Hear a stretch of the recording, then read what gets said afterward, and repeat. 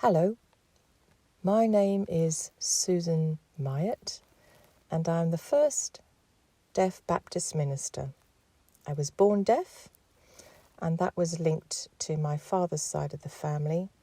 My mother's side of the family were hearing.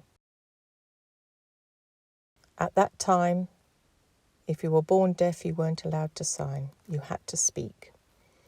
I went to boarding school, and it was there for the first time I realised I could have some sort of relationship with God, because they had a hearing Church of England minister there.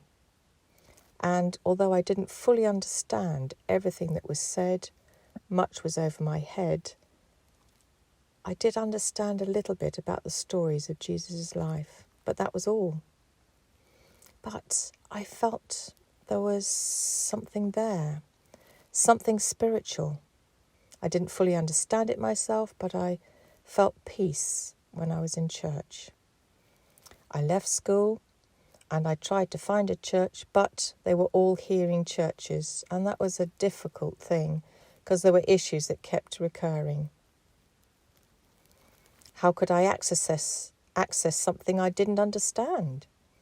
And if you're trying to lip read with people passing in between you and whoever's speaking, it was impossible to follow things.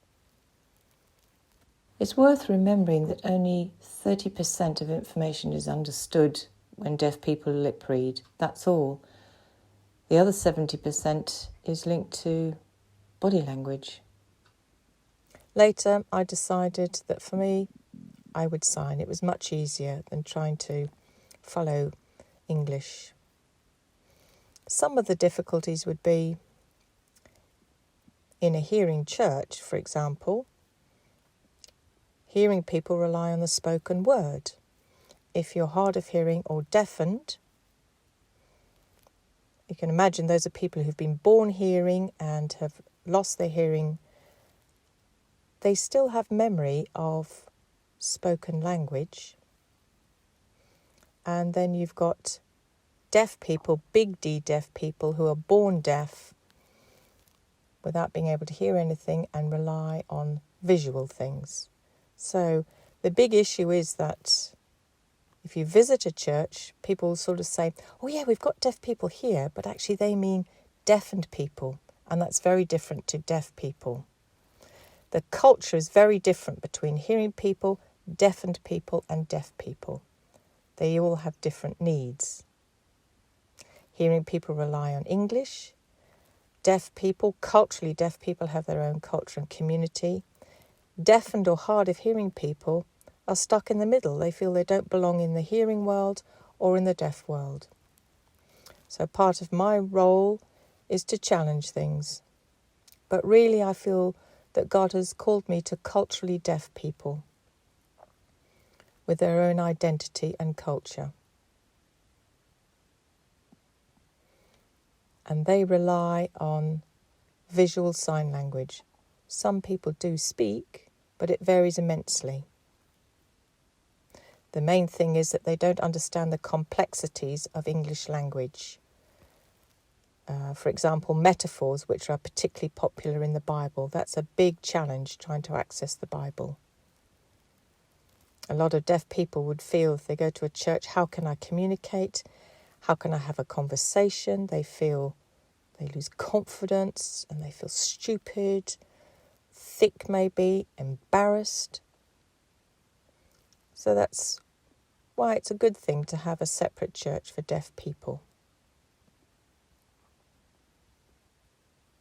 Historically, in the deaf church, the problem was that traditionally they had missioners who had pastoral oversight. But they virtually spoon-fed deaf people. They controlled their lives. They made decisions for them.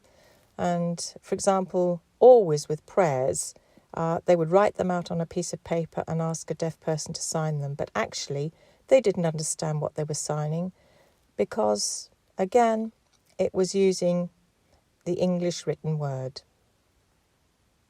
So now, part of my role is to empower deaf people so they feel they can do it. They can have a relationship with God in your own beautiful visual language. But accessing the Bible is still difficult and very challenging. Not so long ago, I set up a Bible study group for deaf people, and I was explaining it to them in their beautiful visual language. And it was an eye-opener to understand it fully. It opened their hearts and minds. It was so expressive. There was one deaf lady who was a retired reader, and she was just so shocked. She had never realised it for so many years. She just accepted what had been spoken by hearing people, but inside she hadn't really fully understood what everything was about. But she finally realised she could have a relationship with God using her own language.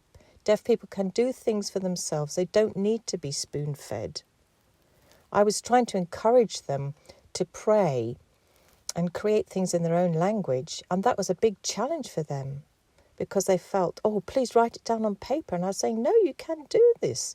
And they'd say, no, we don't know how to pray. And I was trying to think, how can I encourage them to do this? And finally I asked them, what have you done before in the past when you've been talking to God? And they would tell me, and I'd say, well, actually, that's prayer. And they were shocked because nobody had ever explained that to them. So that's why it's fundamental in the deaf church to build up confidence for them together to share their stories and their faith in God through their own language. In a hearing church, if they go there and there's an interpreter, that's good. Some churches do have interpreters, but the problem is that how do they have relationship with hearing people who are there? How do they communicate in that church?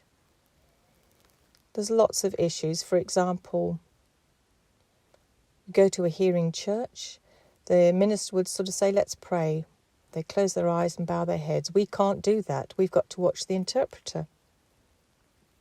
Or if there's responsive prayers, we have to wait for the interpretation, which is always slightly behind.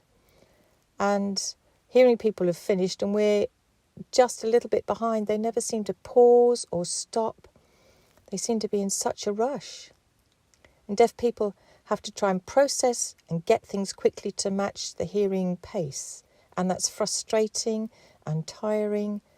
And in a way you could say our eyes become our ears. You're processing what you see.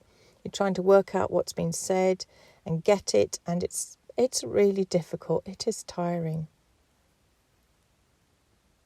The biggest challenge is that it happens again and again. Deaf people tell me they will visit a hearing church, quite confident and happy, and everyone seems lovely. It's very helpful and kind. But one thing that always happens is if they're asked, would you like prayer? And they say, oh, yes, that would be lovely. Hearing people always put their hands over deaf people's ears and pray for them to be healed of their deafness so they can hear again.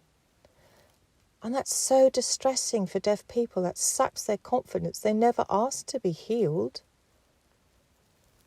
They didn't ask to become hearing. They were born deaf. It was normal for them. So why do hearing people want to fix us?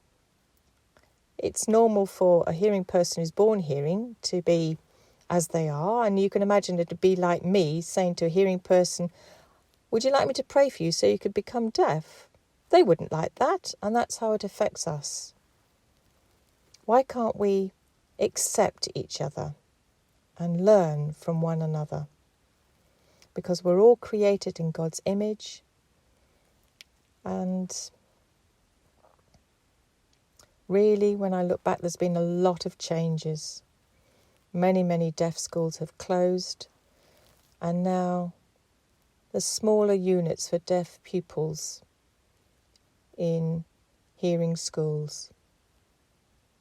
But really, when you think about those pupils,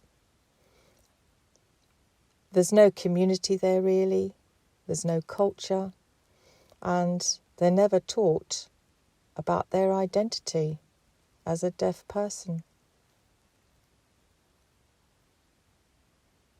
In my own personal experience, I've never really fully understood deaf identity until I was about 45, and then it hit me and I thought, yep, I'm deaf. I understand my identity now. This is who I am. This is how God created me. And I'm very happy with who I am. I don't want to change anything, because that's the beauty of the Lord. He has created each of us differently and individually. And we need to learn to accept one another. That's his kingdom and the wonder of it. And it doesn't matter how or what we are like.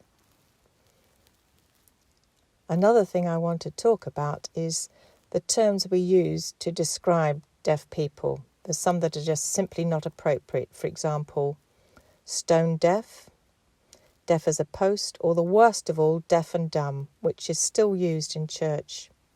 Those are not appropriate, but more polite, appropriate terms are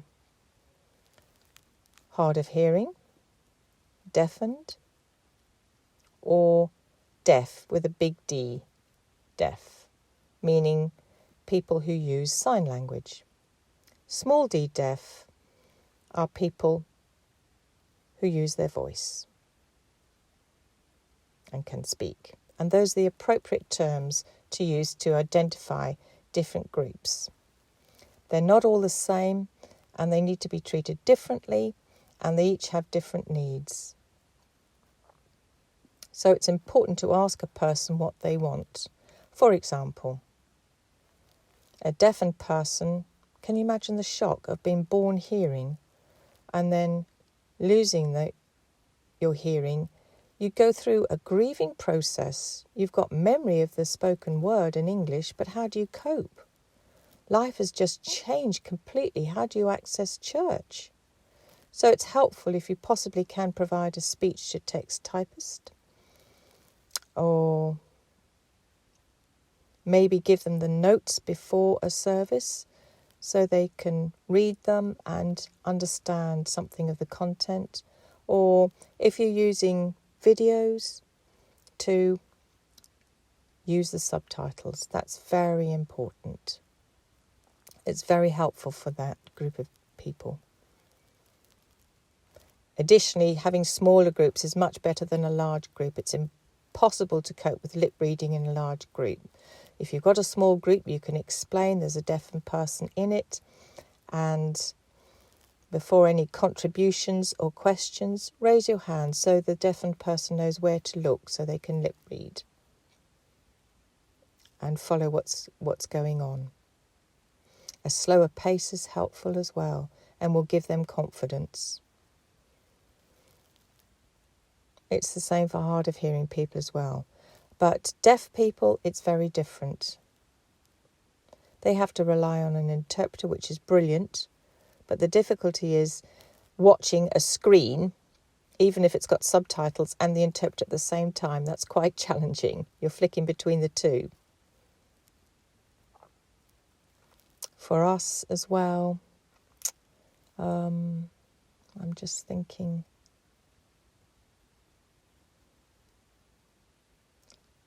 For us, we have to try to have a nice conversation at the end of a service. And a lot of deaf people feel hearing people patronise them with short, exaggerated, simple phrases and then dash off. It's rare that we can have a natural, normal conversation. And that's distressing, because we feel we're the same as them and we just want a normal conversation. The only difference being is that hearing people can't communicate with deaf people. Another example I've got for you. An example where there's often issues, and that is with hospital chaplains. If you've got deaf patients in hospital wanting communion or to be able to talk to somebody, and you've got a hearing chaplain who can't communicate, deaf people are left distressed. I can't talk about what's happening to me because I'm not understood. One deaf lady was telling me how she asked the chaplain, "Could I have communion, please?" She wasn't understood, and he walked past to the next bed. She was ignored because of a communication problem. And really, even just using an interpreter, the hospital can book an interpreter, would give deaf patients confidence, whether it's a hospital, a care home, a nursing home. Deaf people who are there are isolated, stuck within four walls, distressed because there's no one to talk to, and that's a big challenge. We need to be thinking how we can help them, how we can learn some basic sign language and understand their culture and their identity. Yes, we are different, but actually, as deaf people, we've learnt from hearing culture, and hearing people can learn from our culture, and that's the kingdom of God. Both of us learning from each other, bridge building as we go forward together. But we must accept and learn from each other. We can't do it without that. For me, my struggles, when I think about it, are to do with English language, for example, that used in emails, even some posts on Facebook, or some theology I haven't understood, and I have to rely on God to help me get through it. It's definitely stressful and a struggle. And to be honest, I feel embarrassed, but I have to put that to one side and be strong and say to someone, I haven't understood that. I've got to. But it's not easy. We need to help and support one another to understand that language is difficult for us. It would be like me signing to a hearing person. They could feel quite anxious. How am I going to communicate? How am I going to respond? And that's how we feel with them. We can learn from each other, and that's really important. There's exciting news about a British Sign Language project that was set up 10 years ago. It's a Bible translation project from English into sign language, and they've nearly finished the book of Mark. There's theologians, professional academics who are making sure that the English text is matched by the sign language, and it's taken nearly 10 years to finish Mark. So we're so excited about that, to see it in our own language, signed, and get it. That's a huge confidence booster, and it offers us so much more in our beautiful, creative, visual sign language. We can have a deeper relationship with God through this, and it's amazing to see this. And I'm excited for the future when it may finish. I can't wait, but in America, they've recently finished in November translating the whole of the Bible into American Sign Language. So in Britain, we are way behind and have got a lot of catching up to do. But it's exciting for us as we wait. And of course, this translation will be able to be used in hearing churches as well, and that will make it more accessible for everyone. And that's a good and positive thing that outweighs some of the negative. Thank you so much.